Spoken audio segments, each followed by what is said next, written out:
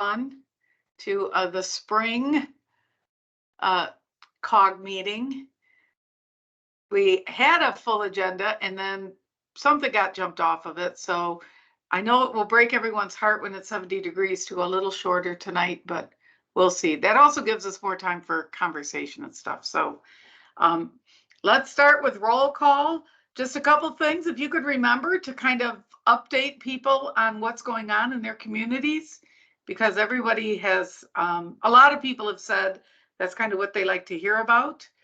And then also, not just for today, but moving forward, if you happen to join into the meeting later, can you make sure that Kelly knows so that she can add you on to the attendance sheet? So Kelly, I'll let you take it from there. Okay. Before we do roll call, just for everybody's awareness based on the vote you guys made in January, Mary Blanchard submitted a list of people that hadn't participated in 2023. So these are members that have been removed. And starting with a new COG member this month, we have Lois Graham. Lois, if you want to introduce yourself. Hello, everyone.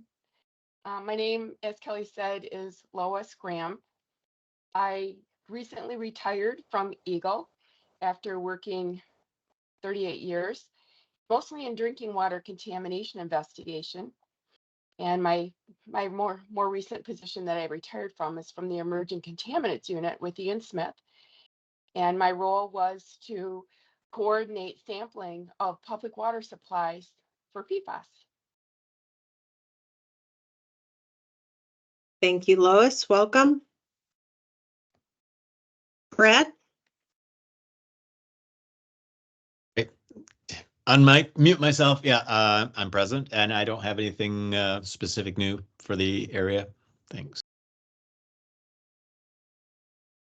Okay, Connie? Yeah, present. And I would just say welcome to Lois. You have a very impressive background. Looking forward to you participating in our meeting. Okay, that's it for me, Kelly. Okay, hold on here. I have a member that is trying to get in.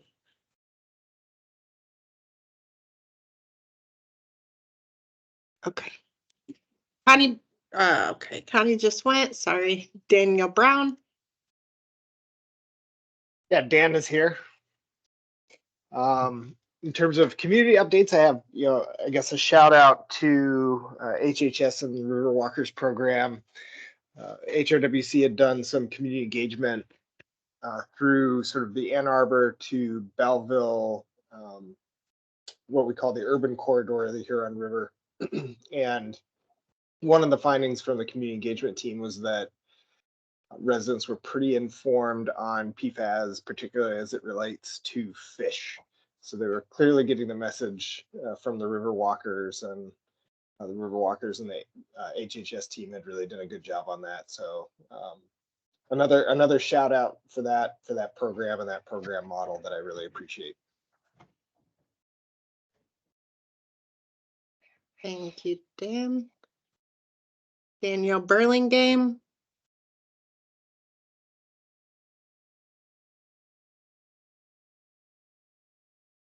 David Wynn. Yep, I'm here, Kelly. Thank you. Gail Manswitz.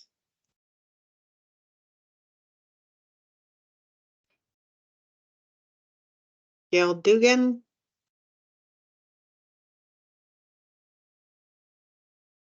Jason. I am here and all's quiet in the Howell area, so nothing to report. Thank you. Joe Kang. I'm here. Thank you. John Voorhees, you said you were here. Yep, I'm here. Nothing to report from Ionia County at this point. Lynn Knopf. I'm present. Thank you. Lynn McIntosh. Mary Blanchard.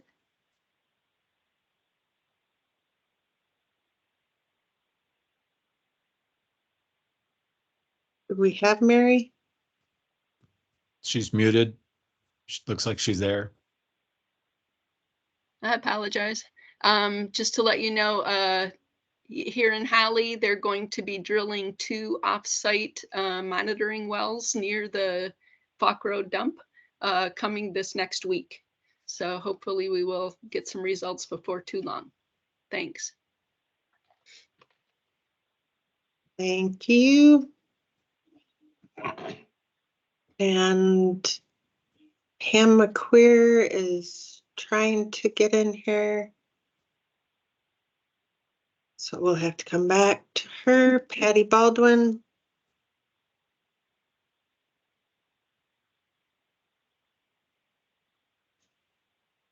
See Patty. Oh, there's Pam. Pam?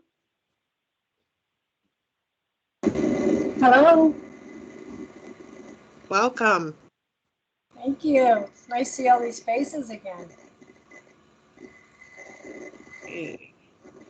Patty?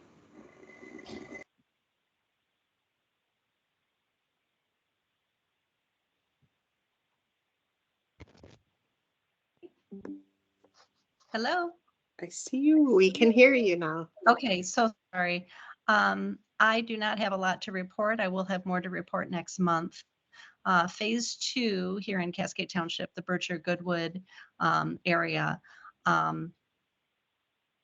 is going along as planned. Nothing has started yet, but I was told that things should get going now that the weather is warming up. And like I said, I will know more next month. Thank you. Thank you. Portia. Present and nothing to report this month. Thank you. Richard Burns.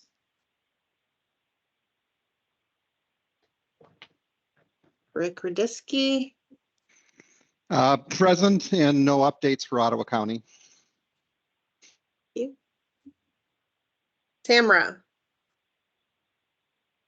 Hi, I'm here. Welcome to the new members and nothing to report. Thank you. Sandy. I am here. They are bringing the Tonka trucks back over to the House Street dump. So the capping is supposed to start in full. They still have some grinding of tree stumps and brush to do that then they are going to put under the clay. And hopefully they're saying they think we will be done by the end of 2024 with this. At the Rockford area, I don't know if Lynn was here, so I'll do that. I think we're looking at the interceptor well plan and other things that Rick did an amazing job at writing our letter back to Eagle. And we also have a bus tour that's going to be coming up of the Northern Kent County area. If people are interested in that, that'll be May 6th. Let me know. That's it. Thank you, Sandy. Shalene. I'm here, no update. Thank you. Stacy.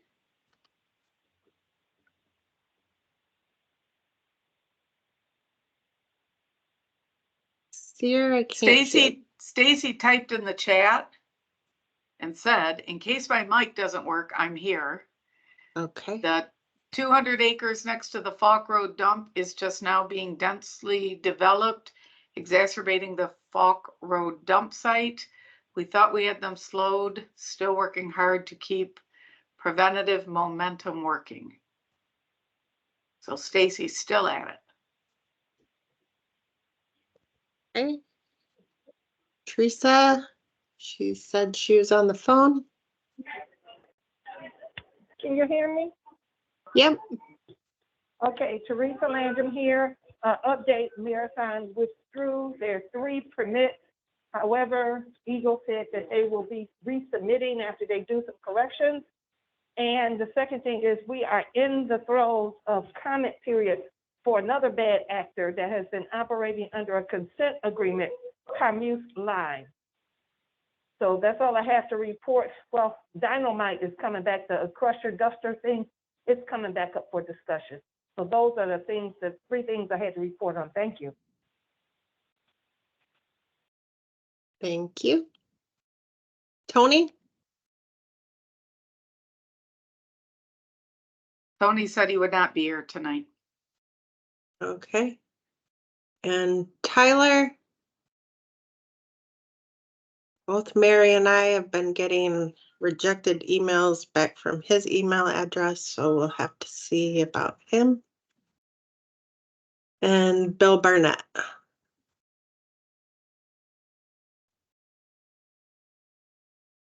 Okay. All right. Okay.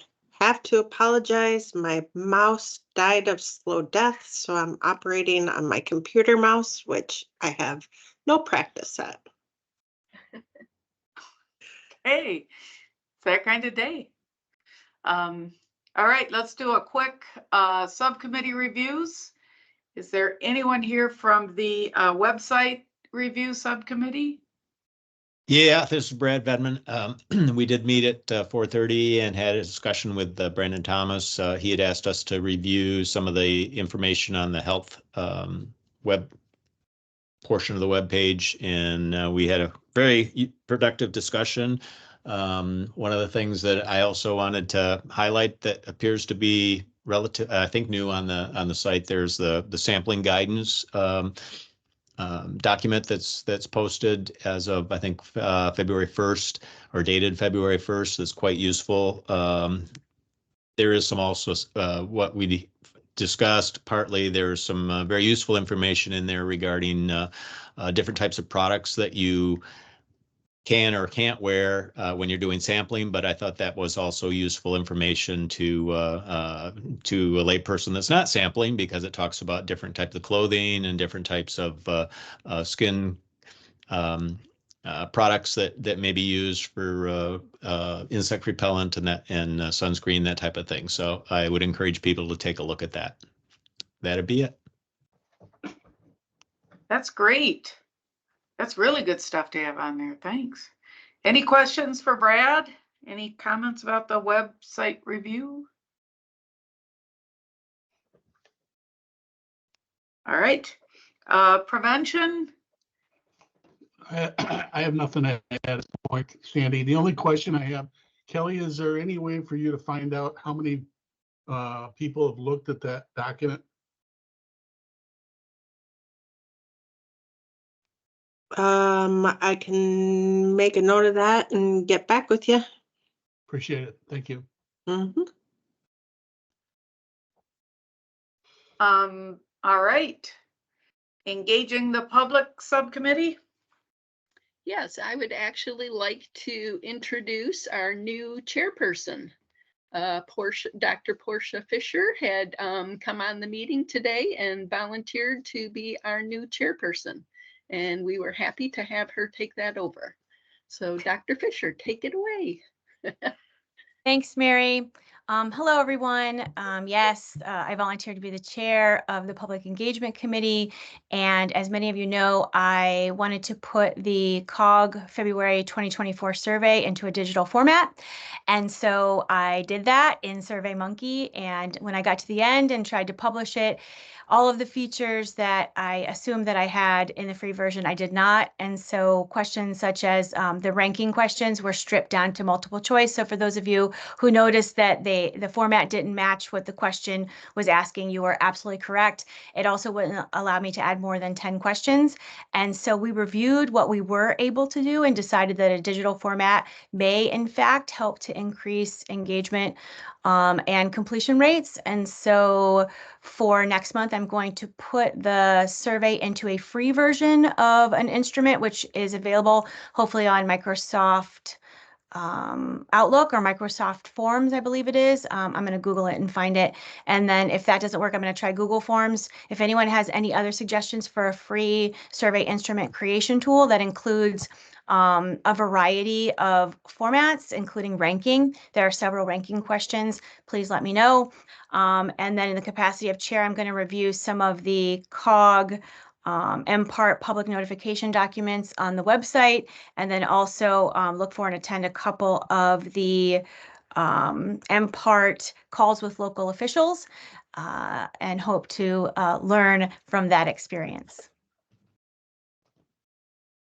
All right. Thank you. We're ready. That Google machine, it's quite a thing. I'm telling you, I hope everybody gets internet because you can do all sorts of things on there.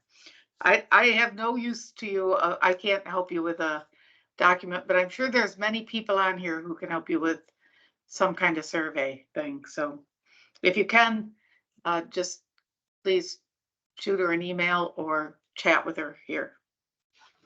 Membership committee. Membership committee did not meet. Actually, I had gone through the survey some, and we will discuss that when it comes up. Thanks. Okay, guess what? It's coming up. All right. Tell us about the summary of the membership survey. Well, we had 12 people who did respond. We had kind of a mixed bag of different things, and I did send that out to all the members. So it's been sent out a couple of times. So hopefully people have looked at that. One of the things that was kind of a recurring thing in different categories was that the polluter pay legislation was raised multiple times. So that might be something that we could look into in the future. Also, one of the things that was brought up a couple of times was joining with other groups, like river groups, planning agencies, and that to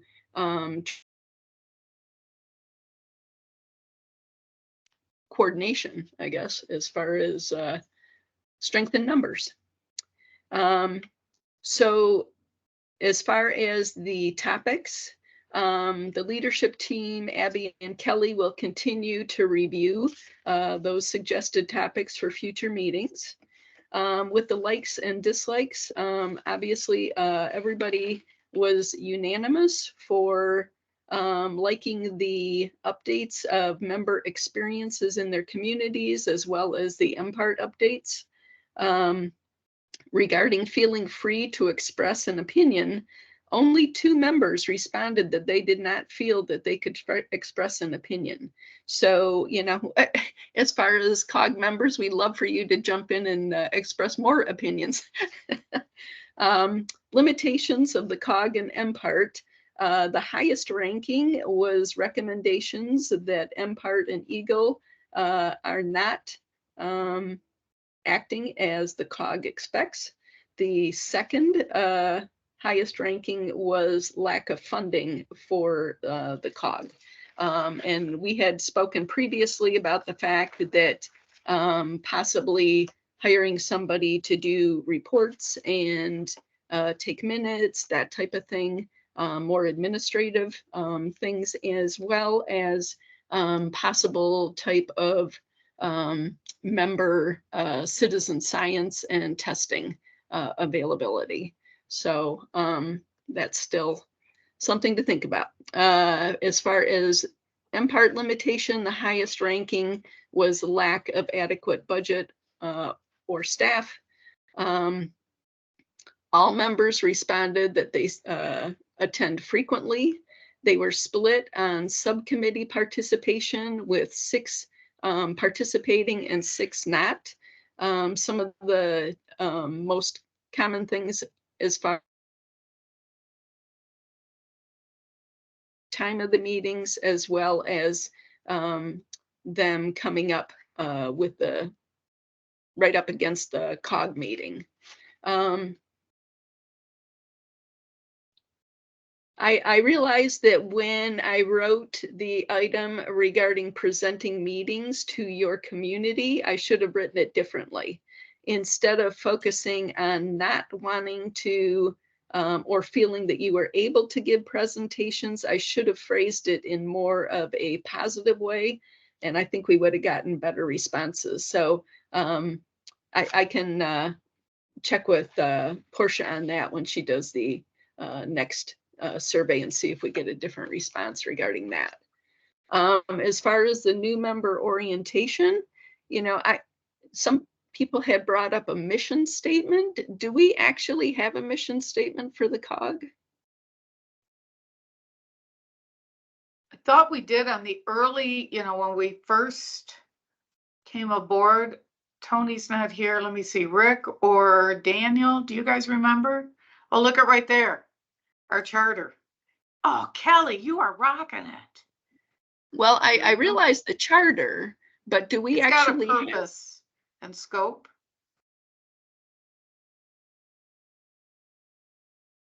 Okay.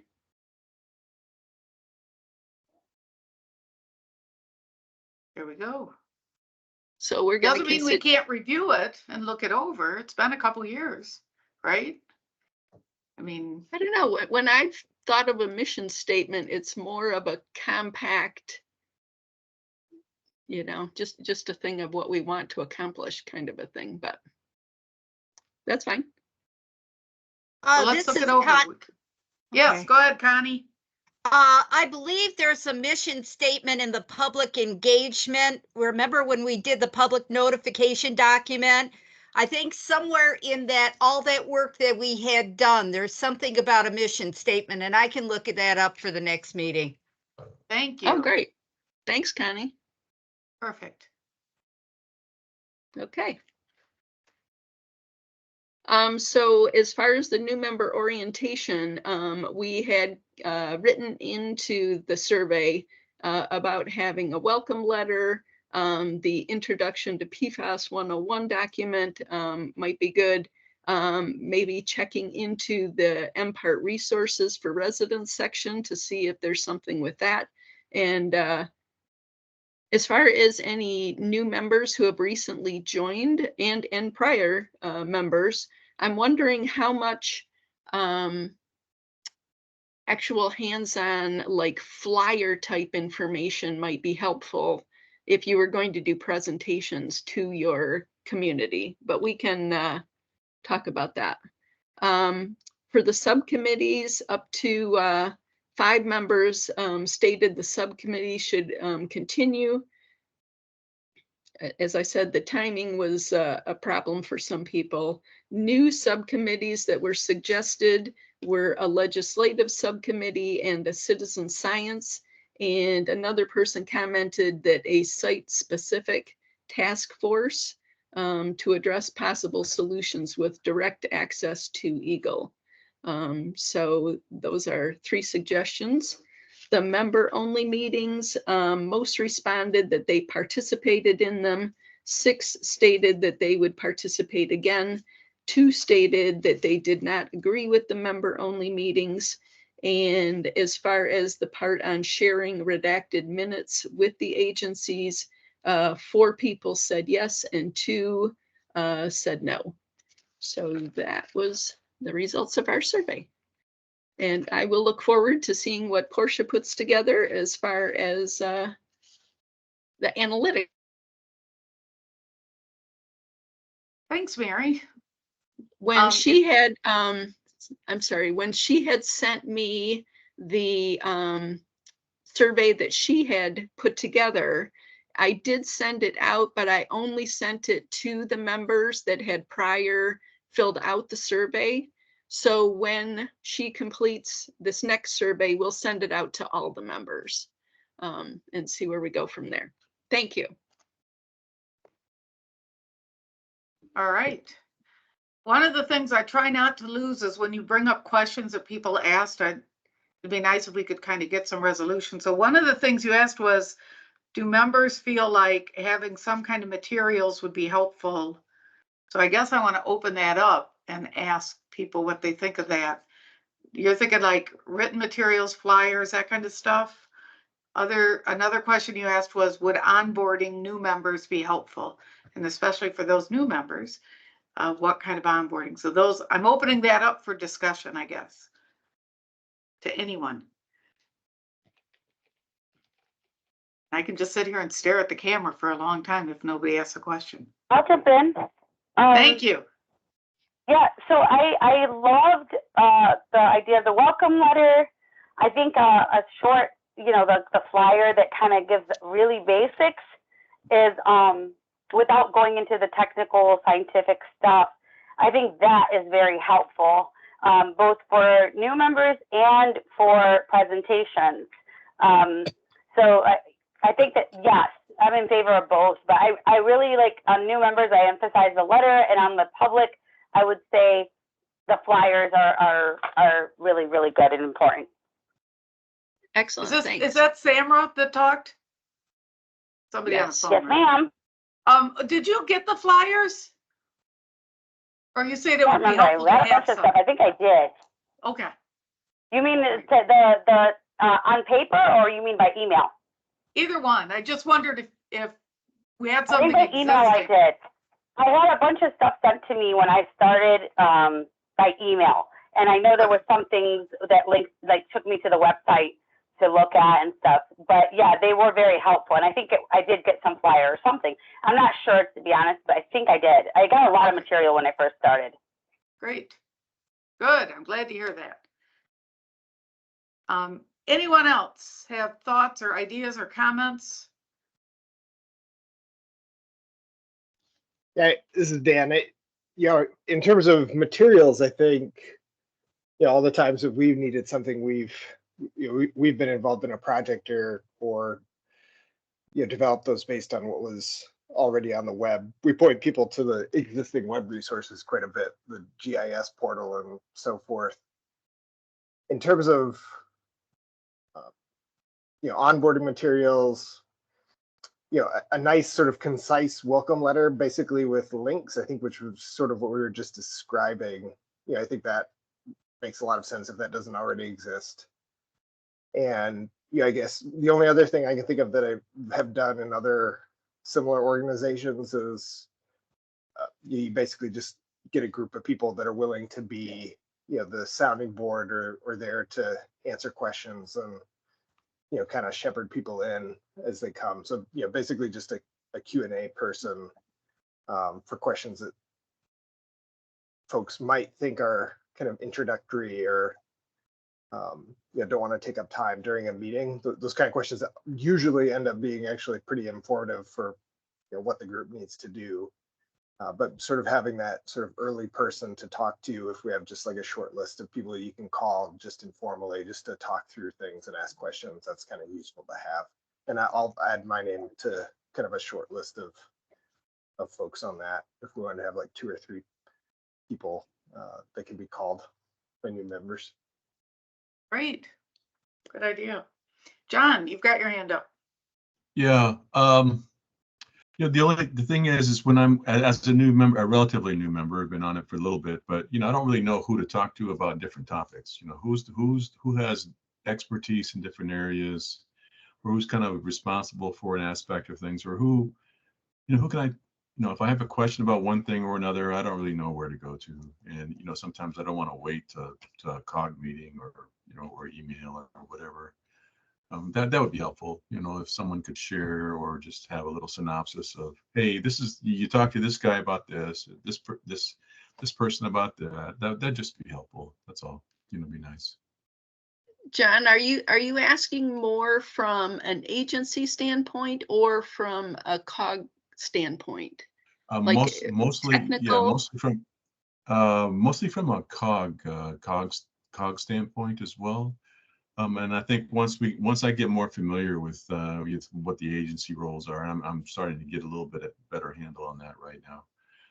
But even who in the COG, do we have folks that, or is it just mostly just representatives from geographical areas like counties and regions and that sort of thing? I just didn't really know how best to do that.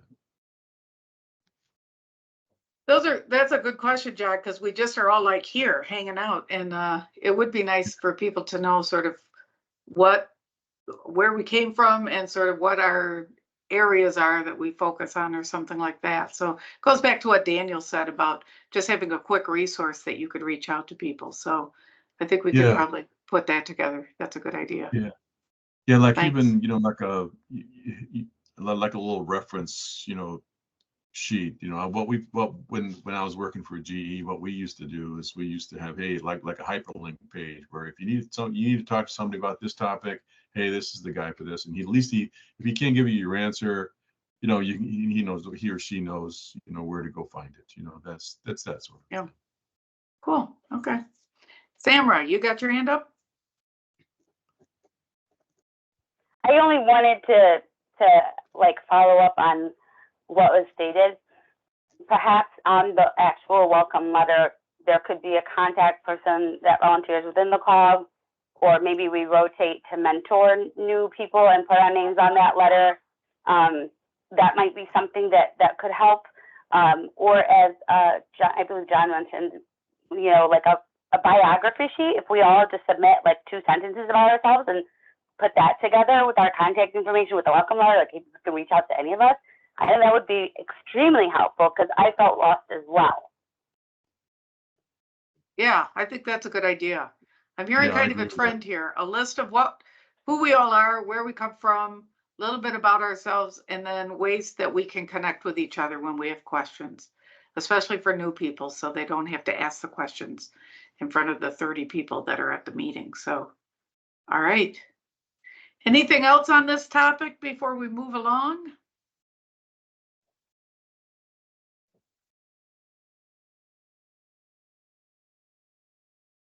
All right. I think next on the agenda is we invited Yost from MDHHS to come and talk about some of the exposure assessments and health studies that are going on around the state. So take it away, Yost.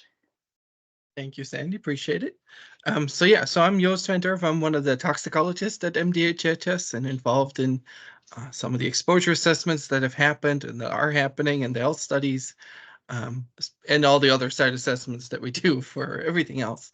And I also have with me Rachel Long. So Rachel is a epidemiologist with us.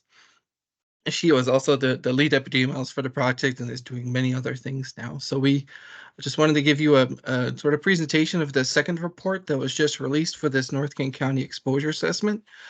So you can find it here on our website. You can even see our pre-recorded videos and the first report on it. So it's a lot of information on there. And we've been sort of presenting this to agencies and to the public. We did one to the Wolverine CAG. We had 2 webinars last week for all the exposure assessment participants. And then tomorrow we're in person at the Plainfield Township offices. So if you all want to leave your basement like me and need a field trip, well, the weather is nice, come join us at Plainfield and we're just there to sort of answer people's questions. From this report and sort of what we're doing. So Rachel will start with sort of a background, then it's back to me to tell you a bit about the water to serum relations that we had. And Rachel's doing her epidemiology stuff, and then I'll finish with how we're moving this sort of forward. So Rachel, take it away. Thanks, Yost. And like Yost said, all this information is on the website. So we'll just be giving kind of a summary here. So we can go to the next slide. So I think as most people here are probably aware, in the northern part of Kent County in 2017, PFAS were discovered in the wells at a variety of different concentrations, some of which were quite on the high side. And so MDHHS with our partners started this exposure assessment to get in the field and immediately document serum levels of PFAS in this community. So the serum levels or blood levels, are one indicator of exposure, and we wanted to be sure to capture that as soon as possible after this contamination was discovered. And so that's why we rolled out this exposure assessment, which involved blood testing. So we tested participants' bloods for PFAS, and then we also administered questionnaires asking about a variety of factors that might be relevant to their exposure. And this exposure assessment is just one part of the ongoing investigation in this area. As you said, there's multiple health studies going on in this area. This exposure assessment study did not look at health effects. We were just trying to document the exposure and see what other factors might be related to that exposure.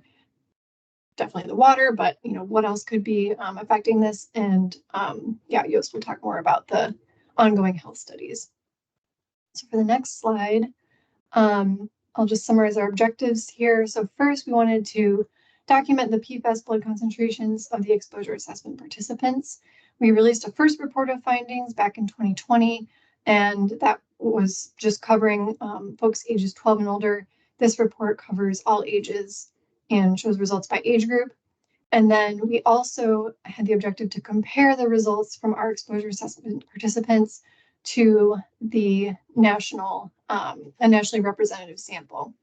And the National Health and Nutrition Examination Survey, or NHANES, which is run by CDC, is the authoritative source for U.S. representative exposure data. And so we compared the study participants from Kent County to NHANES for all age groups in this second report that we're talking about here today. Next slide. Our third objective was to examine the connection between the drinking water concentrations of PFAS and blood PFAS concentrations. And this was really kind of the main analysis we were interested in, the crux of the study. And then our fourth objective was to identify factors that can affect blood PFAS concentrations, including but not limited to the water. Next slide. So households were eligible to participate if they were on a private drinking water well, tested by or at the direction of Eagle, and had detectable levels of PFAS as reported to MDHHS from Eagle. Next slide. There were two groups of households that participated. Group one were the households that had less than 70 parts per trillion total PFAS in the well water. We looked at the testing data from Eagle from their site investigation to get the total PFAS data. So we just summed all the PFAS that had been tested to date at the time the study started. And if they were at less than 70 parts per trillion total PFAS, they were in group one. Households that had greater than or equal to 70 parts per trillion total PFAS were in group two. All the group two households were selected to participate, and 40% of the group one households were selected to participate. So we were effectively oversampling the households with higher concentrations in the wells because we wanted to be sure that those folks were represented. Next slide. So 773 households were eligible, 417 were selected, and ultimately 183 households participated.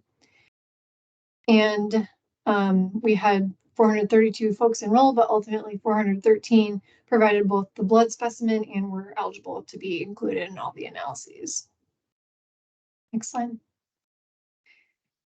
So those who did participate in the study came to the Kent County Health Department to provide their answers to the questionnaire and provide their blood sample for analysis back at the Bureau of Labs in Lansing. And in the questionnaire, we asked all participants about their history of living in the northern part of Kent County, water consumption, dietary habits, and also demographic factors. For adults, we asked some additional questions about some health conditions and other factors that can affect PFAS excretion. So those included diabetes, kidney disease, pregnancy, and menstruation. And we asked about their job history in PFAS-related industries and their work history in the affected area.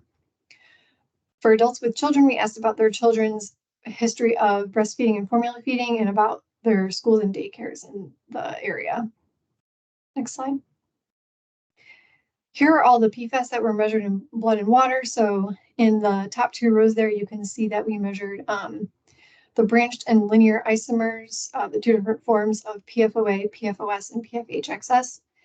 And you'll see in the later slides, not all of these could be included in all the analyses because we didn't have high detection rates for all of them, but for many of them we did detect them. Next slide. So just the high-level summary of our objective 2 is that for a number of PFAS, for both the ages 3 to 11 age group and the ages 12 and older age group, we saw that concentrations in our exposure assessment participants were higher than those from the US population. One way we looked at that was by looking at how many people were above the NHANES 95th percentile. And in particular for the ages 12 and up group, there were multiple PFAS where we saw maybe 20 or 30% of people above the NHANES 95th percentile, indicating, you know, they don't look like the rest of the US population. And for some of these PFAS, there were significant differences between the averages for our two age groups here and their counterparts who are from the nationally representative study. So unsurprisingly, some residents in this area did have quite elevated levels. Next slide. I'll hand it back to you, Yost, to talk about the connection between the water and the blood. Awesome, thank you. Here you go, next one, Kelly. Yeah, so looking at this, so for the study, we took new water samples, both post-filter and pre-filter from all the households that participated. We go back one. Whoop. That one, yes. So yeah, so from all the 183 households, took those water samples. We found some level of PFAS in pretty much all of them. But the point is sort of that the concentration. So here in the bottom slide on the left, we have the unfiltered drinking water detection frequency. So for PFOA, PFOS, and PFHXS, we found in about half of all the households, we found some level of these PFAS. And the maximum concentration in that next column, it was very, very high. But the geometric mean was lower, so it really means that not all the wells were impacted at the high end, but most had at least some level of PFAS in them. When you compare that to the filtered drinking water, so the detection frequency for those 3 PFAS is much, much lower. So those whole house filters that were installed and some of the other things, you know, really worked to lower the exposure to PFAS in the affected households. And even if we did detect it, those maximum concentrations were much, much lower. So it just tells you, you know, there's definitely historic contamination and exposure that happened, but the filter helped a lot with that. So that was sort of step 1 of the exposure assessment. So in the next slide, like Rachel was saying, we measured all the PFAS here on the left, but not all the PFAS sort of accumulate in people's bodies or were in the water in enough amounts that we can actually do that relationship between the blood and the water. So only the ones in greens did we find in enough people to do any type of analysis with. So a lot of them here, we had to find in over 60% of the participants. So these are the ones that occur pretty frequently. And then it's just a matter of how much did you find in the blood. On the next one. So we can't show you the sort of raw data, the individual points that are behind all these things. So for the report and for this presentation, we had to sort of group everybody together because you could theoretically pick out people if you know sort of their drinking water PFAS, where they fall. So we don't actually show the individual data, but I do want you to get a feel of like what the data looks like. So if you look at the comparison between like drinking water PFAS and serum, if there is no association or no relationship, the sort of the raw data behind it would look like the graph on the left, where it's sort of all scattered around. There's no real pattern to see. There's no association between the two. But if you look on the graph on the on the right, there's a pretty clear, you know, concentration dependent gradient where, you know, more PFAS in the drinking water, the higher it will be in the serum. So when later on we talk about, you know, there is an association with this PFAS and there wasn't with the other, that's what the data looks like behind the scenes. And then the next one. So that relationship can go both ways. So we have positive and negative association. So if it's positive, with increasing drinking water, there's more PFAS in the blood. And when it's a negative association, it goes the other way. This never really happen for the PFAS in the drinking water because it goes the opposite way. But for things like, you know, breastfeeding or age, the rate could look like this in the back. And the next one. So here's a little animation that shows how we group stuff together. So you have that whole mishmash of all the people. We put them in little brackets depending on what their water PFAS was. And then the summary statistics that will show you is the geometric mean, so about a good measure of the average. And then the 5th to the 95th percentile. So it gives you almost the full range of where we find people. Not quite the highest as you see here, but it's a very good representation of where everybody falls within that group. So here's how we transform that raw data into what you'll see in the graphs coming up is just those bars with the little dots in them, meaning that average in the 5 to 95th percentile. So in the next one, so the odd part of this is we can sort of predict where people would fall depending on how much PFAS they were drinking. This is a very idealized representation. So what you see here is the predicted serum on the Y and the how long the longer they were drinking it, sort of it reaches a steady state. So at some point your body takes in as much PFAS as it pees and poops out, all that stuff. So you don't, even if you live at the same house, keep drinking the water more, your blood level stays at that point, and that's what I'm showing you here. So each line is a different amount of PFAS that was in the drinking water. You drink that for a really long time. And then these bars that I'll show you is sort of where you would expect a person that's been drinking that water to be. And even so, and then, the non-detect way on the left, we wouldn't expect the water to contribute anything. And then you have these little tiers. So in the next graph, we'll sort of overlay those together. So we have the measured variables that you see in the presentation and then the reports.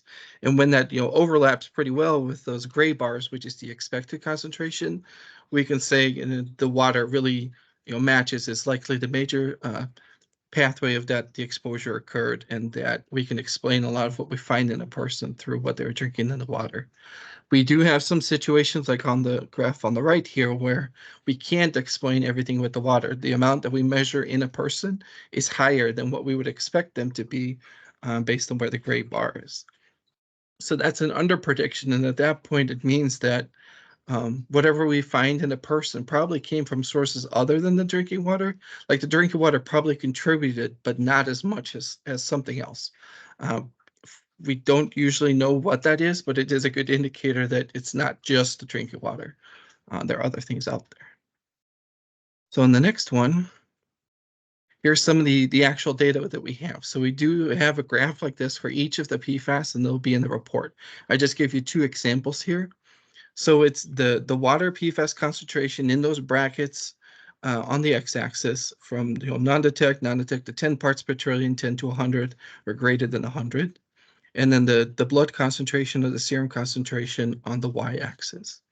So starting sort of on the left, there's that non-detect. So people that had no PFOA in their wells still had plenty of PFOA in their blood.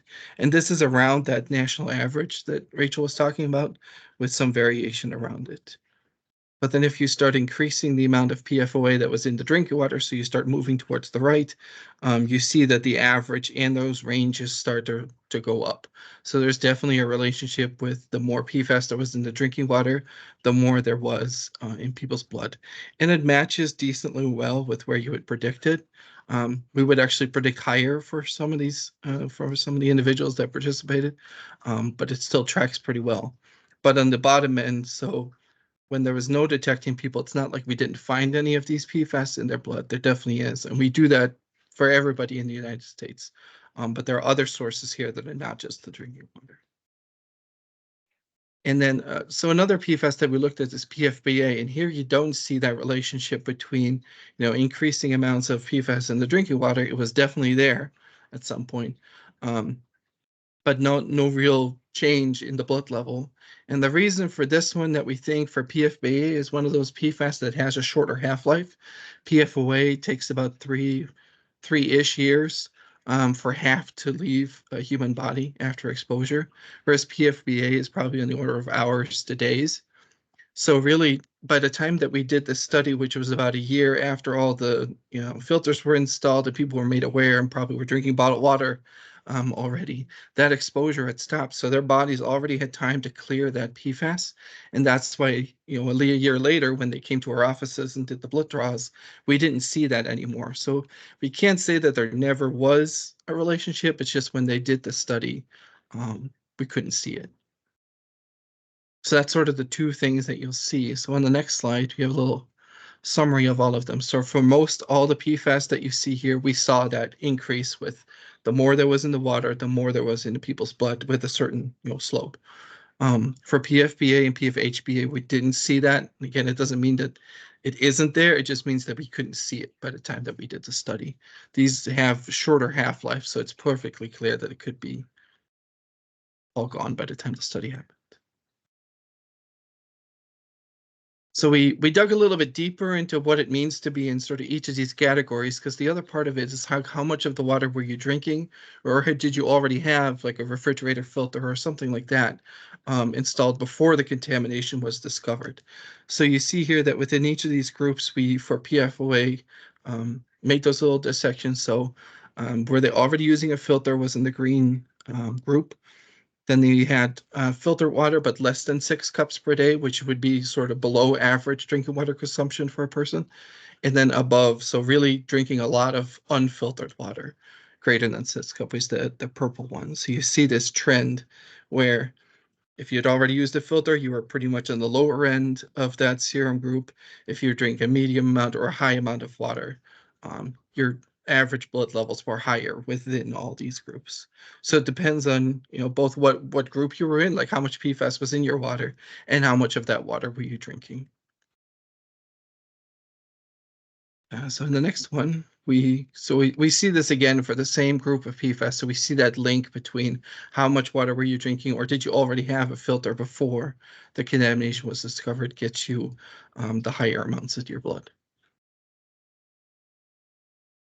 And it sort of all makes sense if you put it all together. I have some examples down here. So it really is that daily intake amount that drives what do we ultimately see in people's blood or in their serum. So it's a combination of, the water concentration. So what was the amount of PFAS in your well or anywhere else? And how much of that well water were you consuming? Or was it filtered? Then we would assume that, there was no PFAS or very much reduced amounts. And it gives them examples down here at the bottom where, the same daily intake around 28 to 30 nanograms per day, but you can get there in wildly different ways. So say a well had 20 parts petroleum, but you're drinking, a little over 1 liter a day, or your well, had half the contamination, but you drank twice as much of it, still gets you that same daily exposure. Here's your other sort of more extreme example to get to the same numbers. And we really see in the next slide that's the driver of it all. So now we've transformed that x-axis from just raw water concentrations that we find in the wells to what is the person actually drinking. Everybody gave in their questionnaire, like, I drink so much water a day, or I was already using a filter. So for each person, we could identify where they are in each of these graphs. And you'll see now that at the very high end, so in that over 77 nanograms per day, the measured and the predicted align up really, really well. There's just a tiniest bit of not overlapping, but it works pretty well. And it does show at the bottom that you have this unexplained other sources, like the water alone can't explain for all of these 3 groups what we find in people's blood. So there's definitely other sources. The drinking water, especially the high end, really, really major source of PFAS in the blood. But at the lower end, other sources do start to add.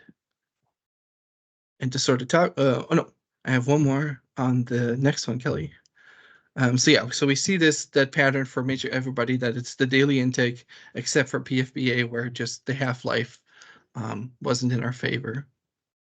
And then the one next thing that we looked at was residency duration. So remember, I showed you that, so it reaches sort of that steady state where you have the amount that comes in, comes out.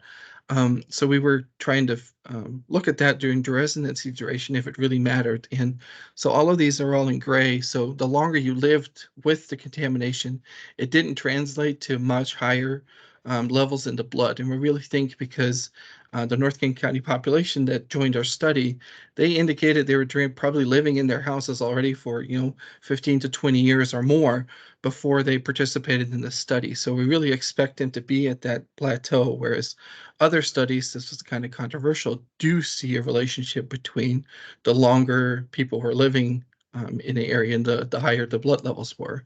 And probably the contamination maybe was more recent, or people on average hadn't lived there for so long. But in our study, we didn't see that link between living in the area longer and higher blood levels. So to sort of summarize what we were all talking about, so for almost all the PFAS, we saw higher concentrations in the blood with the increasing amounts in the drinking water. So it's proving our objective very much. And the daily intake, not just the raw water, but how much of the water were you drinking? That's the important part. The longer you were living there, it didn't really increase your serum PFAS much more. But there were these other factors that likely do contribute to your blood PFAS levels. So Rachel's going to dive into that a little bit more. Thanks, Yost. Yeah, so now I'll talk about these other factors that can affect how much PFAS is in blood. There are a few limitations when it comes to this part of the analysis that I want to just go over first. So first, the main focus of the study was on the relationship between the PFAS in water and the PFAS in blood. And that's really the question that we had the most data to answer, because we had numerous measurements from participants' water. We had questions going into a fair amount of detail about the water they drink and how long they drink it. And the other questions in the questionnaire about demographic factors, diet, occupational history, and health conditions didn't go into quite as much detail. These questions, of course, were all self-reported, and we know that for some topics, especially diet, it's really hard to have good recall. And so, there might potentially be some recall bias there. We also did not capture all possible sources of PFAS. So we all know that PFAS is ubiquitous. It's in all kinds of different products. There were some that we did not get to ask about in this questionnaire, such as ski wax, food packaging, use of stain repellents on your furniture, things like that. So we did not account for any and all possible sources. Some of the analyses had small numbers of participants. This mainly applies to the analyses that only pertain to, for example, adult women in the study or minor children.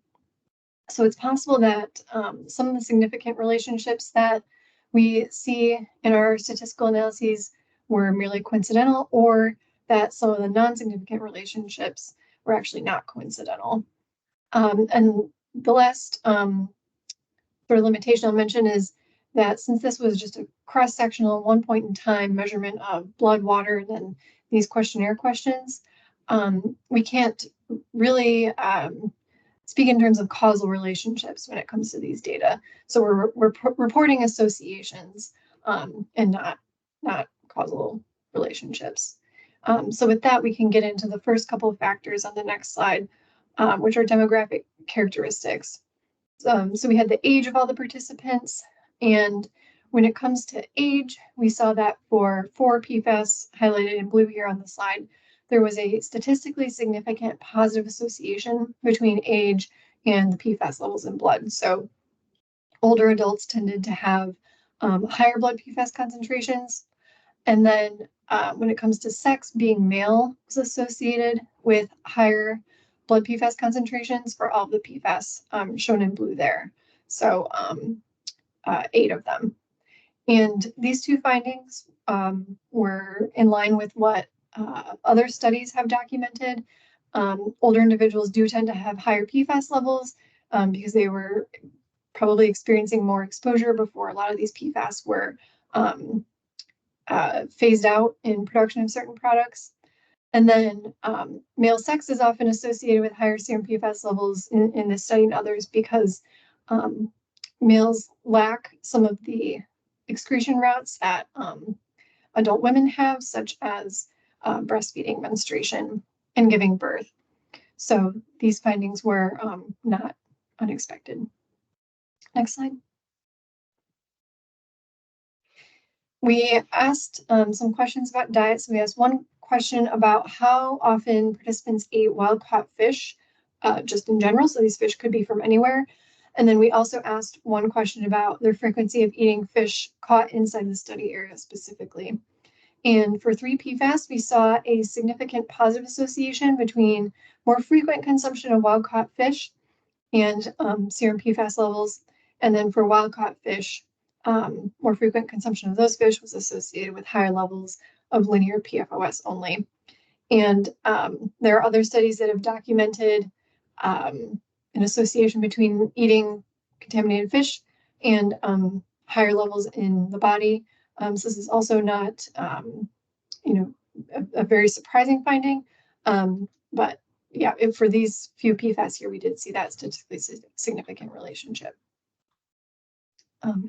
Next, we'll talk about deer and the serum PFAS. So same set of questions, but about venison this time. So we asked about deer consumed anywhere, or consuming deer from anywhere, I should say. And then we also asked about frequency of consuming deer, specifically ones that weren't from inside the study area. And we only saw a significant positive relationship between higher frequency of deer consumption and serum levels of linear PFOS. And then we actually saw a significant negative association between eating deer hunted inside the study area and serum levels of PFHPA. And for this finding, you know, we did not have any further details on where the deer hunted anywhere came from. We don't really see high levels of linear PFOS in deer from this area. And so, you know, we think it's possible that some of these things that we did not measure, these other sources of PFAS, like maybe waterproof gear that's used in hunting, or PFAS in food packaging from foods that people are eating while they're hunting, or that they eat with venison, could be playing a role. So, you know, it's possible that there's something else going on here. And for the next slide, I'll talk about some other foods. So there were not really any notable results when it came to eating other hunted game, chicken eggs, or vegetables grown inside the study area. These were the other foods that we asked about in the study. Next slide. For adult participants, we asked about whether they had ever been diagnosed with kidney disease. Since this can be, this is thought to be something associated with PFAS blood levels. Interestingly, we did see that there was a statistically significant negative association between self-reporting ever being diagnosed with kidney disease and lower levels of PFAS concentrations.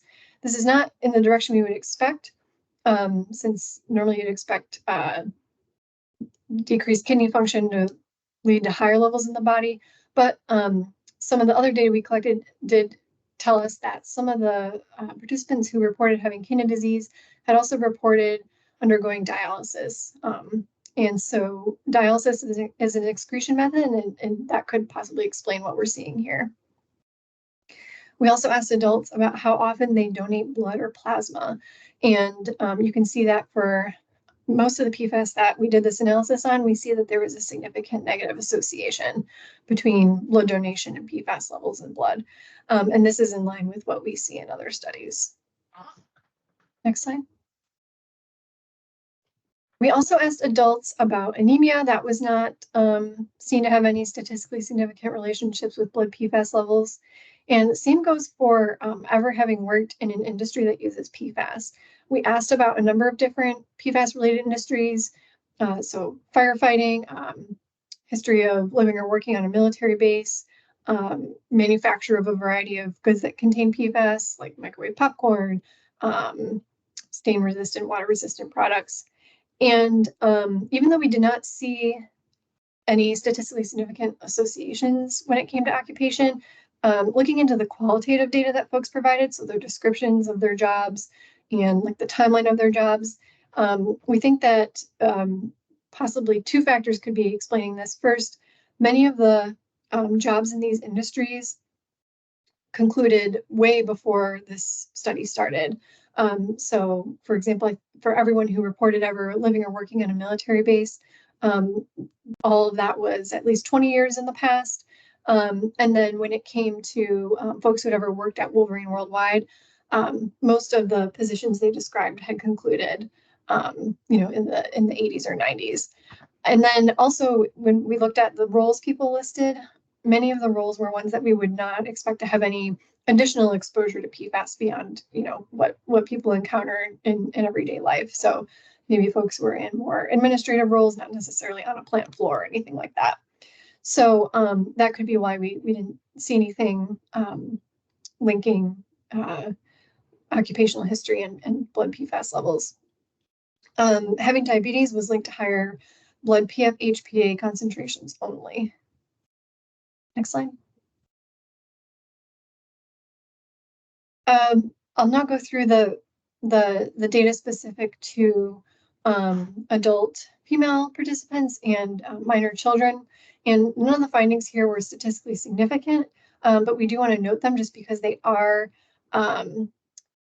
trending in a direction that we would expect, and that is in line with other studies. So, for example, we found that the greater number of births that an adult female participant had reported, the lower her blood PFAS concentrations. Again, this was not statistically significant. And then the adult women who reported menstruating in the past 3 years also tended to have lower blood PFAS concentrations. And we think it's possible that if we had had more participants in this category, we would have seen statistical significance. It could just be due to small numbers that they're not significant. And on the next slide are the questions about breastfeeding. So the total months that an adult female participant spent breastfeeding children was linked with lower blood PFAS levels.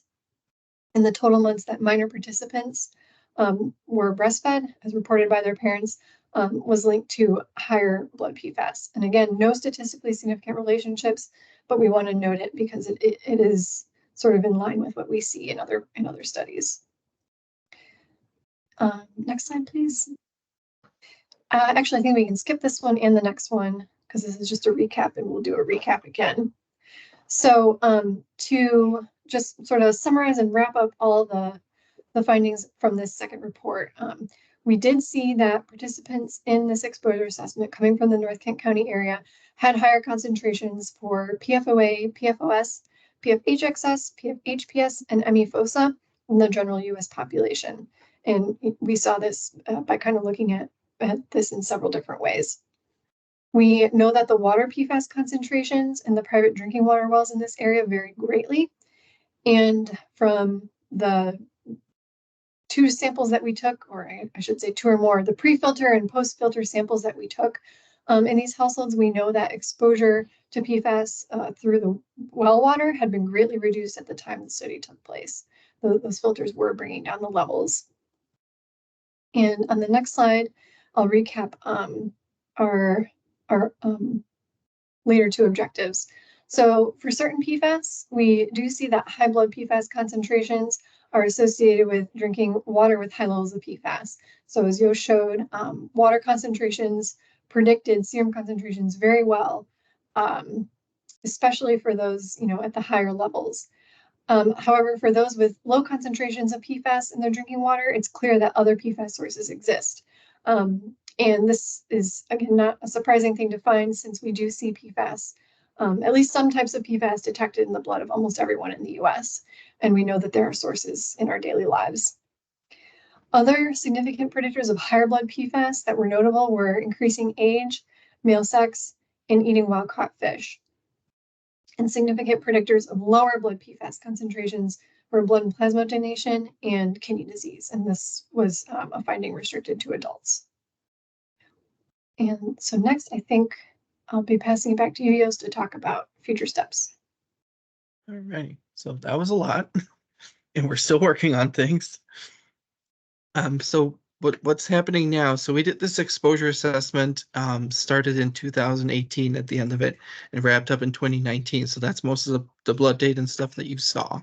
And I think that answered a question that MDHHS had and probably the community, like, what does that, the PFAS was in the water, was it in my blood? And we pretty much answered that as a resounding yes.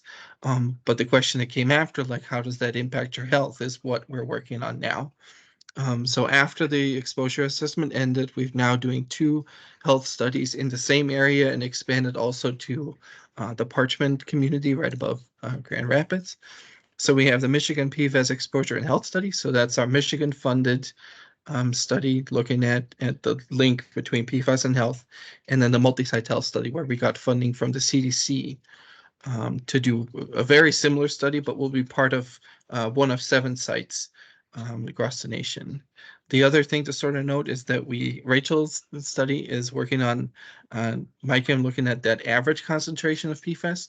So if you think back way at the beginning of this presentation, we measured like 28 different PFAS in this community, and the CDC, the national study, only measures like 8 or 9.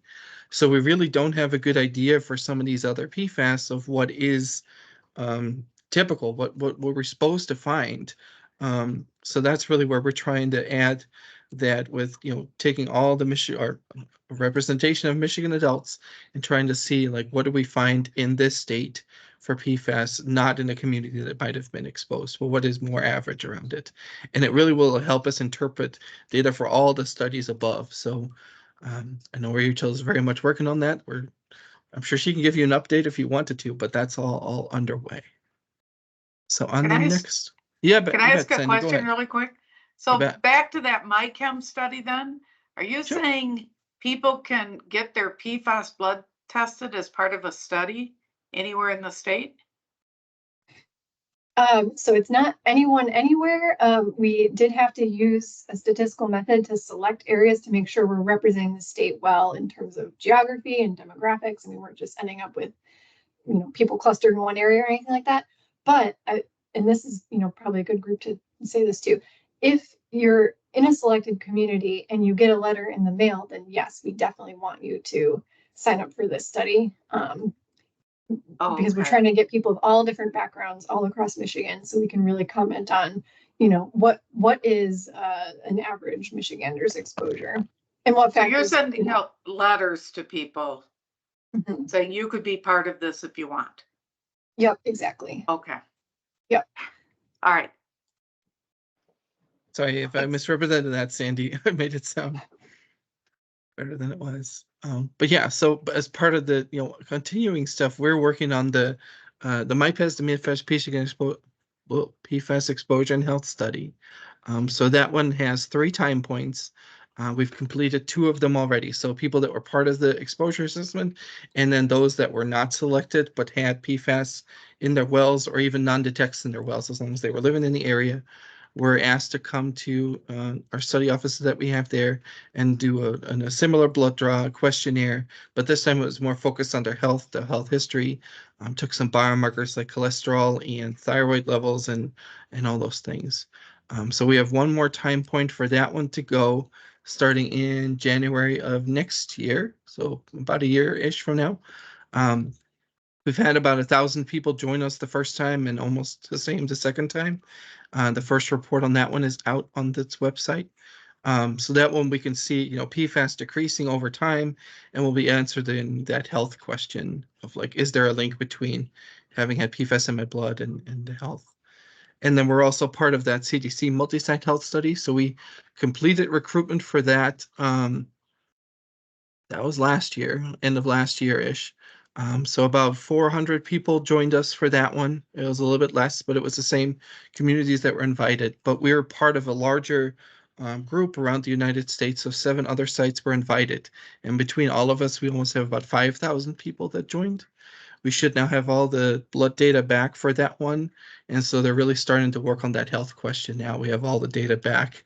Now all the academics and tiny bit me get to figure out how those papers are all going to look and get you those answers that that I know you guys want.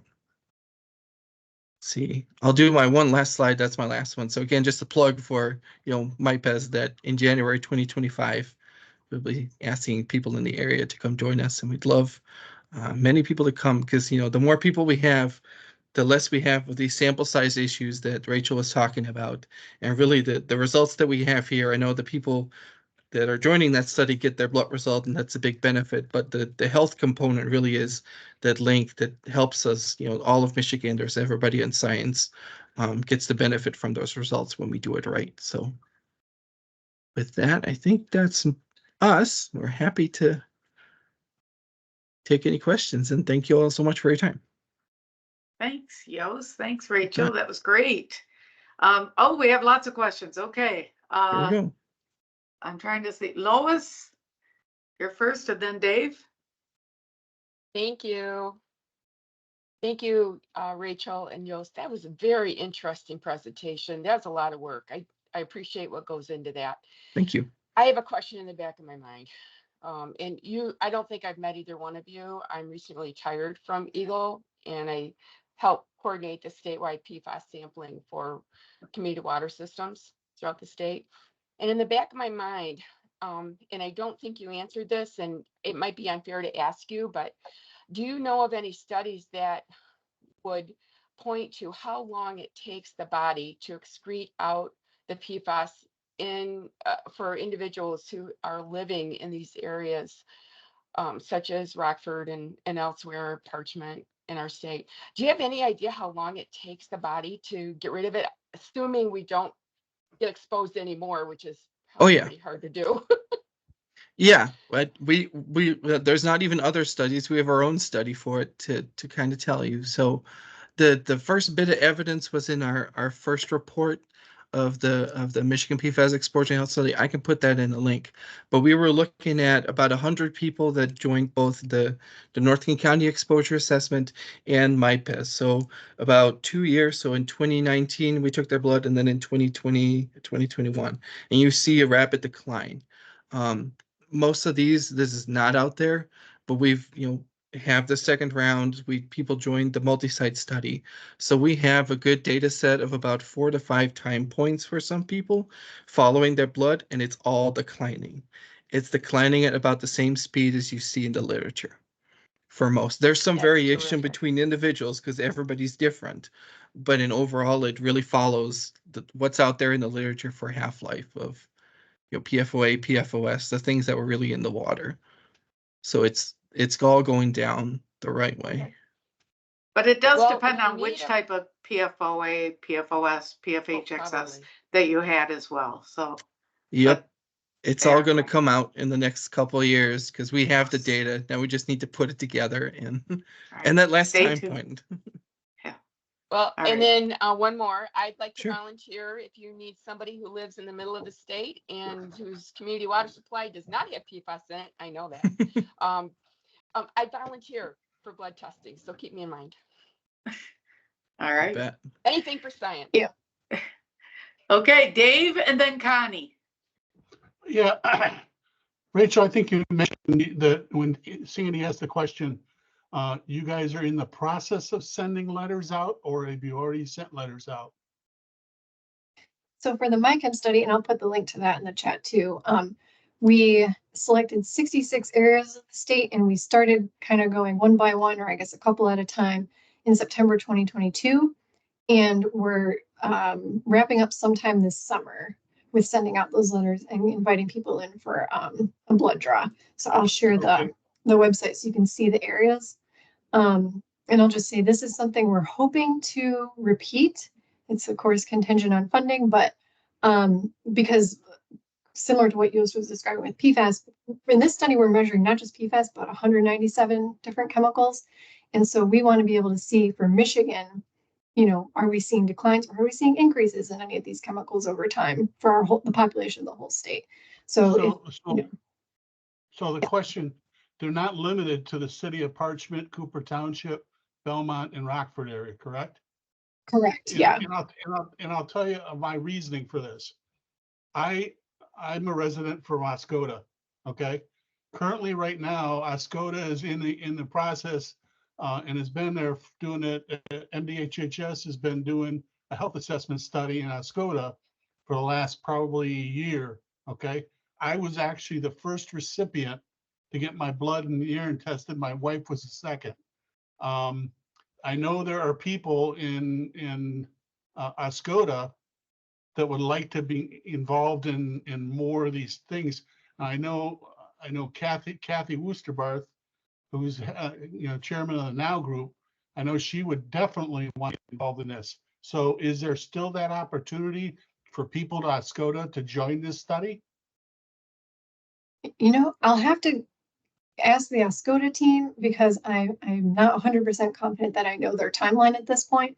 But what's going on in Oscoda is separate from anything else that we've talked about today. So the MyChem project, again, is just trying to get representative sample the whole state, not necessarily contaminated sites. So I'll have to get back to you on that. Check in with them on where they're at their activities. You say get back with me. Is it something that how are you going to be able to get back with me? You email me or what? Yeah, I think I can do it. Let's see. Do I have access to your email in this chat? How about you guys drop your emails in the chat? and you Okay. can connect They should all be on the meeting on the notice, invitation. on the Yeah. invitation. Rachel, if you can't find his contact information, you can always send it to me and I can forward it to him. Okay, Yeah, and then, thank you, like I Kelly. said, and then I'll forward it to Kathy. Kathy Woosterbarth is the person that's mostly involved with this exposure study in Oscoda. So she would be, and I know she has been working with a lot of different people within MDHHS. So I'm curious, and I'm sure she'd be extremely curious as to know if people from Oscoda can be involved in this or not. Okay, great. Yeah, let's connect. I put my email in the chat and yeah, feel Okay, free to reach thank out. you. I'll look for yours. Thank you. Great. Connie, and then John. Okay, I have a couple questions for the mothers that have an increase in childbirth or are breastfeeding their children. Their PFAS concentrations go down because they're passing it over to the baby. And the baby has very high PFAS concentrations, which is very impactful on a baby with a small body weight. So you can be having some terrifically horrendous effects on babies. So I think that's a real serious concern. All right, the other thing that I have is, are you going to be doing any study in Detroit or in Wyandotte? And I asked that question because Detroit is on municipal water, the Great Lakes Water Authority, yet all of our automotive industries use tons of PFAS containing surfactants, solvents, everything else. So you could compare Detroit workers, Detroit auto workers with Detroit with Wyandotte auto workers, because they directly take their water right from the Detroit River. So that would be an interesting contrast as to whether or not you have PFAS. How's it going? Which way is it going? So question, are you doing anything in Detroit or Wyandotte? We don't have any, Study-wise? yeah, we don't have any studies measuring PFAS in people specifically in those areas. Like not a study specifically designed for, that population. We just do have, as part of the MyChem study, the one that's statewide, some areas in city of Detroit and around the city of Detroit that were randomly selected. Well, So I think that's a grave omission, Rachel, because you are ignoring the most not you personally, but the most industrialized center in the entire state is being ignored for their PFAS concentrations in their blood. That's not right. Anyway, just my thoughts. Another strange thing I noticed on one of your slides, and I just got a glimpse of it quickly, you had PFAS in filtered water and unfiltered water, and there really wasn't a lot of difference between the filtered and the unfiltered for the PFOS. Please go back to that, Kelly, because that. Yeah, go back to that. Look at that because again. I may not have seen it correctly. Okay, well, let's do that one again, because there is a very big difference. For better, Also- Ben. Yeah. Also, while you're doing that, Rachel, you should know that the firefighters in Detroit have an awful lot of cancer. And Isn't there's there a studies. firefighter study going on in Yes, Detroit? there is. there is. Yeah, Mhm. yes, there is. Yeah. But I noticed that you were saying, Rachel, that there wasn't too much of an effect between firefighters and PFAS, and we get just the opposite here in the Detroit area. Well, I'll just say again that the sample size is really small for this study. So I don't remember the number off the top of my head, but I think it was in the single digits as far as people who reported being a firefighter ever in their past.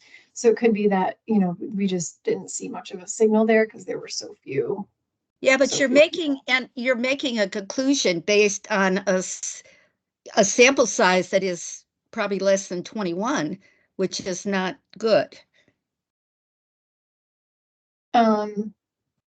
maybe I'm not following your question I think completely. we wanted to Well, you report have it, to have right? a given sample size so that when you make a conclusion, you can defend it. Mhm. And if your sample size is too small, you can't defend the conclusion you're putting on the screen. Right. So I think what we've tried to, how we tried to write it in the report and Yeah. talk about it is we know the sample size is small, and so even though we saw this, it doesn't mean that this is the end all be all. All of this is just we see as kind of one piece of evidence in a much larger picture. And Connie, I think just to give a little insight here, I think while the picture was of a firefighter, I think when they were looking at that, we were wondering about the factory workers that worked in the tannery and if they were going to skew the data in one way because of the history of working in the tannery. And I think that's when they found, because of the number of years ago that the tannery had been operational and the participants had worked there. So the picture of the firefighter may have made it look like they were targeting more firefighters, but I think they were really asking the question of tannery, but I may be wrong. But tell me we didn't have bad filtered water, please, Yeah, Yost. two. Please tell me. No, this is not the slide though. This Yeah, is not 3 the or 4 one. more back. Okay. I'm gonna let John speak because we're while we're doing Sorry, the, oh, is that the one? No, Nope, 2 more. no. No, 3. 1 more back. It's the first one after my lovely picture. Yeah, it says filtered water, unfiltered water. Yeah, that guy. Yeah. Okay, PFAS unfiltered, 41, and Yes. then maximum concentration 31. Yeah, so that was And- in the 3% of people that we did detect it. I'm pretty sure if you read it in the report, there was one person that had a not working filter or was not maintained. So when we did the sampling, yeah, that was a bit high, but the maximum is compared to 46,000. So the amount, the detection frequency, so if we detected it, was from 41% down to 3, and the maximum went from 46,000 to 31. Okay. So I mean, if you compare that to our current standard, right, that's 8. So that one we still had to follow up with, and we did. But for the study, that was the study result that we had compared to how high it used to be. It's very much lower. Okay, thank you. All right, I'm going to You move bet. us along here. John and then Daniel. Yeah, just a quick question. I was wondering, will there be or has there been any sampling done in Ionia County? I know I was thinking of a super site area at Ventura. I was just wondering. As far as testing in people, Yeah, as far as, the scope of the study or something similar to this, just to kind of affect to see, because I know there's a neighborhood that was there. There was some PFAS found in some wells there. I'm not even sure what the extent of that was, but I was just curious if the study is also going to include or will be, or at some point in time, or maybe there's another study out there that also kind of handles, that handles Ionia County in that area. Do you know? I mean, I was just curious. I think at this time there's not plans for testing that group specifically, unless Yost, anything more on that. No, but I guess I'll reiterate sort of guess what my last part is like, because we picked these groups because they had that pretty high, wide variety of PFAS concentrations. So we're looking at both the low and the high end, and then looking now exposure at the past and health going forward. So really we can say, we're doing this study in this group, but we're adding to the science of PFAS and health in all people. So when we can say, PFAS was found in this area, we'll be able to tell that group of people without doing another study, here's maybe the things that you're going to have to look out for your health. Here's what we found in this group. So instead of, because you need a large amount of people, like we need 1,000 people to make these sort of conclusions. So it's really helpful for the study to have a lot of people in a small area, but the results are going to be really widely impactful.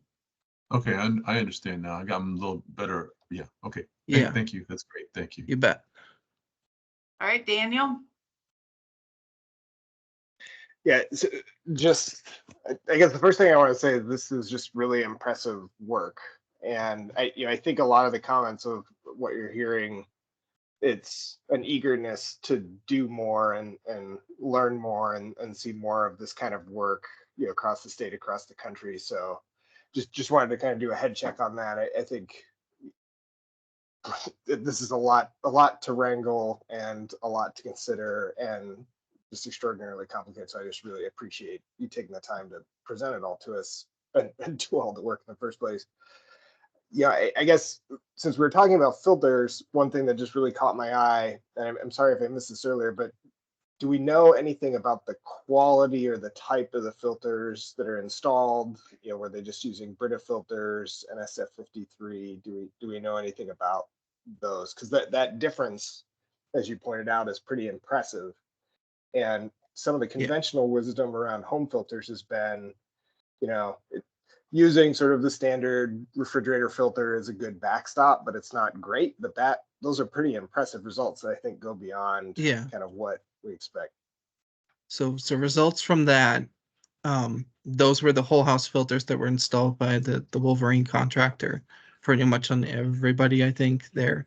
Yeah, I can answer a little of that. Go ahead, We were all given whole home filters that were granular activated carbon filters with at least 2. Some of us had 4 carbon chambers that were monitored monthly, if not weekly. And so I think that's why you had such dramatic results. Yeah, the one thing to go back to though is that graph where I showed you like the 3 little groups per point. So a whole and those were probably just your regular refrigerator filters, although we didn't ask that detail, but they do help. We just don't know exactly like where they're using it every day, all the time, or all these things, but they did put them in a lower group, not down to baseline, but in a lower group. Hope that helps. Yeah, that's encouraging. Thanks. Okay. Well, thank you, Yost. That was very good. I think this just points out to the very gut reaction why we're all here is the concern that we have about how this affects people's health. Mike Drury just put in the link to the firefighter study. And yeah, I just wanted to say for Connie, who was concerned about the number of firefighters, and maybe Yost or Rachel knows a little bit about the PFOAM study, there were 1,020 firefighters, Connie. That's a pretty good number of firefighters from across the state. And those would be firefighters that voluntarily enrolled.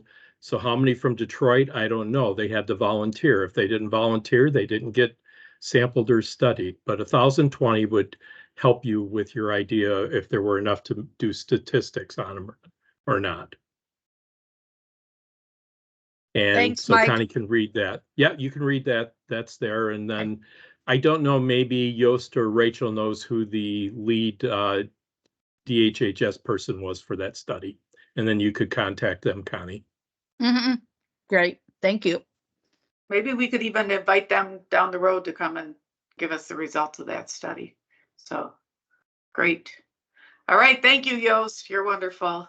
I appreciate it. Yeah, and I should say, Connie, you're well intentioned saying that. I mean, 9 people doesn't exactly give you a great feeling of wonderment for statistics. So absolutely.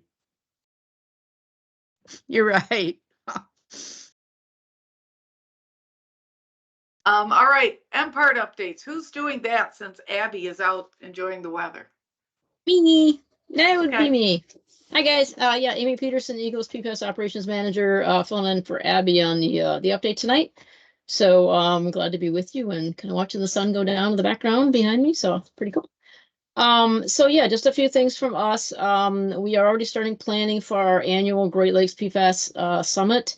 The dates are on the screen here. Will be held December 3rd through 5th, probably start in the afternoon like we did previously. But there is some talk about possibly doing something either the day before or the morning of the 3rd, perhaps, kind of a PFAS 101 kind of thing. We received quite a few comments that these turn out to be fairly technical sessions, and we haven't had really anything for people who are just getting into the sport, if you will. So we're batting that idea around. Also batting around the idea of having some communication oriented kind of sessions. So perhaps something on risk management. There was a speaker I heard recently who was a tribal member who was doing some storytelling about, how some of the tribes are being impacted by PFAS. So looking for some of those kinds of opportunities as well this year. So if you have any ideas along those lines, let us know, because in addition for a typical call for abstracts, we can also recruit people, if you will. So call for abstracts will go out in May, and they'll be due in July, and we will, go from there. So other thing to pass on is that there's been probably, 10 to 12 different pieces of legislation that have been kind of tossed around in draft form. The first one that we're aware of to be introduced actually is the one from Senator Bayer related to PFAS labeling. This link is live, so if you click on that, you can actually look at the actual Senate bill and read up on that. So we're anticipating more to be coming through hopefully in the next few weeks as far as being introduced. So also wanted to mention EPA announced during a Great Lakes PFAS task force call recently that they have come up with a new method for detecting low level levels of PFAS in plastic containers. And this is something they started diving into because back in, I think it was 2020, there was some mosquitocide that somebody had identified as having PFAS in it. And once they looked into it, it was actually the container that the mosquitocide was in that had the PFAS. So this is a method that can help manufacturers of those plastic containers sample that in advance of selling those containers and using them. And apparently slightly modified, it can also be used for sampling fabric, packaging paper, and other materials. So that'll be interesting to look into that when we have some time. But as these new PFAS bans are being talked about, we actually may be on the verge of having some kind of method that we could be used consistently to see if this PFAS really is in the stuff that people are selling. So so that was good news. Just learned that last week. And then I think, site-wise, 4 sites since last time. The first one is called the Ben Powell Landfill. That was actually the Independence Township area of interest. So for those fairly new to this, areas of interest are where we're doing investigations, often involving a lot of residential wells. Therefore, there's a lot of interest in the community. So we'll generate online content for people to refer to. But we don't know the source of the PFAS yet. And so in this particular case, Independence Township did some sampling of one of their drinking water supply wells. They found low levels of PFAS. They started doing some residential well sampling. They also did some groundwater sampling and worked with DHHS and local health and Eagle on this whole investigation. Was a really cool relationship. Eventually found and identified Ben Powell landfill as the source of PFAS. So we converted this from an area of interest to a site recently. So that's pretty cool. Highest result there was 21 parts per trillion PFOA. So not a super high strength source, but enough to affect a few wells. Lax Barden is an active plating facility in Grand Rapids. This one became an investigation. We found elevated stormwater at the facility that led us to ask for groundwater sampling. And then we found PFOA and PFOS, again, not real high concentrations, but enough to make an MPART site. This area is served by municipal water, and there was one residential home nearby. Just got the results back today, and it was not detected. The next one, 444 East South Street in Jackson, former plating facility, and then later became a machine shop. Maximum concentration here, not real high either, 21 parts per trillion PFOS compared to 16. And Eagle and DHHS and local health are meeting this week to finalize a residential well sampling plan that I hear is going to be somewhere between only like 2 and 4 res wells. And then the last one is 916 South Main Street in Eaton Rapids.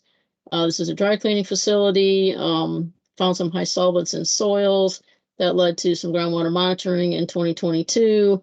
They did 4 groundwater monitoring wells in 2022. None of them exceeded criteria, but they put in a whole network of wells. Last year, one well had, I think it was like 10 parts per trillion PFOA compared to 8. And then when repeated, it had 9.5. So just barely above criteria. Similar to another site, this supplied by municipal water mostly, but we had 1 residential well, and I think we still have yet to sample that one. I wasn't able to follow up on that one. So that is it for new sites for us in the last month. And we are up to 280 sites. There you go. Holy bananas. Dave, you got your hand up. Yeah, Sure. Amy, I got a question. Has Sure. Eagle or MPART gotten back any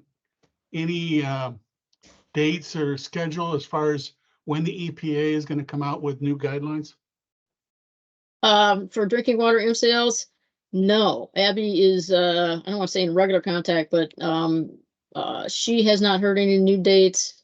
The last I had heard at this Great Lakes PFAS Task Force meeting last week, where EPA, Kim Harris was there for EPA, said that those are currently resting with and being reviewed by OMB, and it's kind of the final part of their process, and they're still expecting to release those in the next couple months.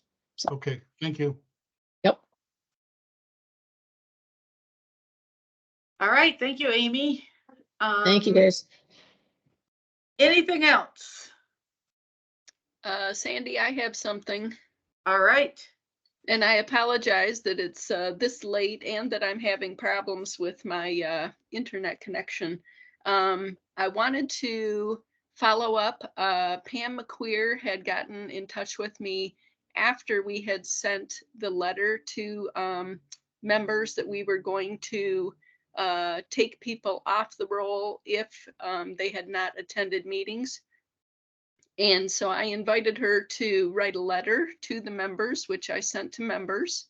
And I've been in touch with her a couple of times since then. And she is on the meeting tonight and would like a chance to speak to members. So I told her we would offer her that opportunity.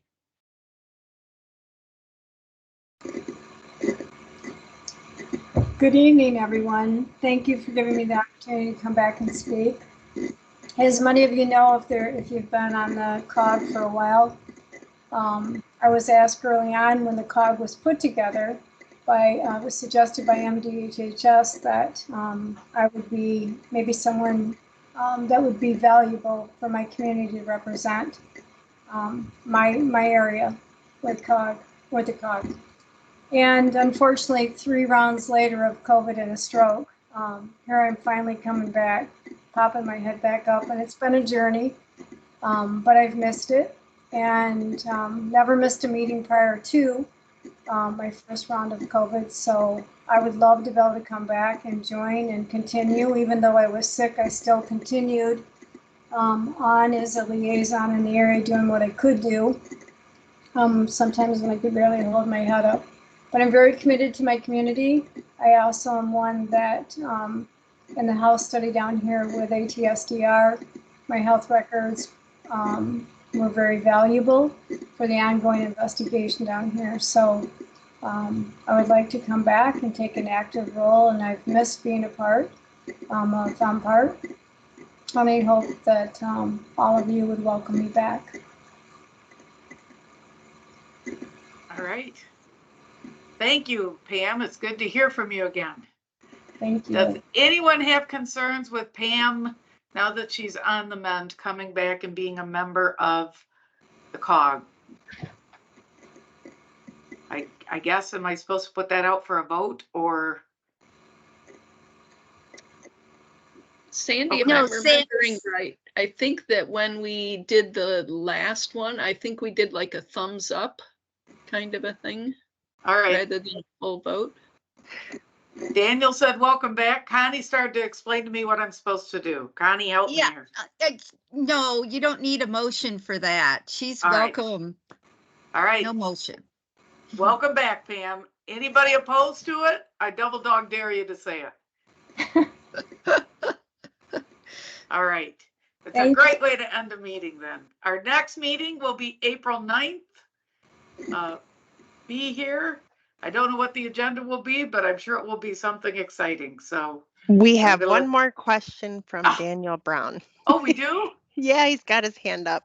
I'm sorry, I didn't see it. Daniel. In my defense, I had my hand up a few minutes ago, but I'll be real quick. The discussion around the bills that are coming out, Michigan League of Conservation Voters is a good group to follow to stay on top of those, because there is going to be kind of a flurry of bills that are PFAS or contamination or pollution related over the next few months. You know, things related to things that we might not immediately think of. So things like septic codes and other things. MLCV would be a good place to follow to get email updates. And if you want to get an update on the polluter pay bills and just the the bill numbers and kind of where those stands, David Lossing with Huron River Watershed Council wrote a blog a couple months ago. So checking out Huron River Watershed Council website is a good place to get a quick, brief blog on kind of where that stands, where it's headed. So just a quick update on that for those that are interested in following on the bill packages. Yeah, good point. There are a lot of PFAS bills coming down the road here. So I hope in the next month or two, we'll start seeing some legislation go through and we can update members if people would like that. So, oh, and Bill Barnett's here. Yay. So make sure you add him to the attendance there. Bill, did you have a question or anything, or are you just popping in to say hi? All right, we're going to add you on for the roll call. I've actually been on since 6:20, quietly listening and enjoying the discussion and the results. I appreciate everybody's hard work. My basketball season ended last week, so I'm available on Tuesdays again. All right. Like the old band is back. That's good. We're back, and it's good to hear. Yeah. All right. Anything else before we shut her down here? Yes, Sandy, this is Amy again. Sorry, I had to find my notes before I share this. Somebody else in DHHS had reported earlier this week that ATSDR has received a petition for a health consultation for BASF Wyandotte for all contaminants. So that is being reviewed. They apparently have, again, according to my notes, 6 to 12 months to determine whether or not they will accept the petitioner's request. If they do, DHHS gets involved, and it's like a 5-year process. So I wanted to pass that on because I know Connie brought that up, and I wanted to share that, but I had to find my notes before I could report back. So there you go. Thank you. All right. Thank you. It'd be nice to know what we can do to help encourage that along and encourage ATSDR to do that. So anything Sandy, else? Yeah, Oh. Sandy, this is Connie. Just a quick thing. The Wyandotte drinking water facility is right below the BASF plant. So you couldn't pick a worse spot for a water treatment plant or a water, the water supply being right beneath BASF. So I'm glad AST, the toxic group, is getting into that ASTR. All right. Okay, thanks. Good. Thank you. All right. Anything else? And so trying to y'all shut don't. us down. Yeah, sorry. And so y'all don't worry about Wyandotte as much.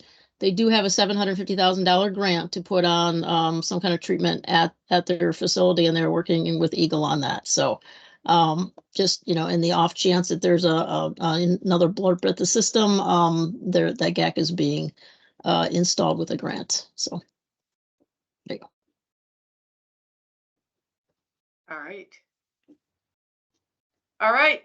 Well, it's good to hear from everybody. It was a good meeting. Thank you all for coming. Well, enjoyed the last 3 minutes of daylight in the 70-degree weather, and I'll see you guys in April. All right. Bye. Bye. Bye. Good night. Bye-bye. Thanks all.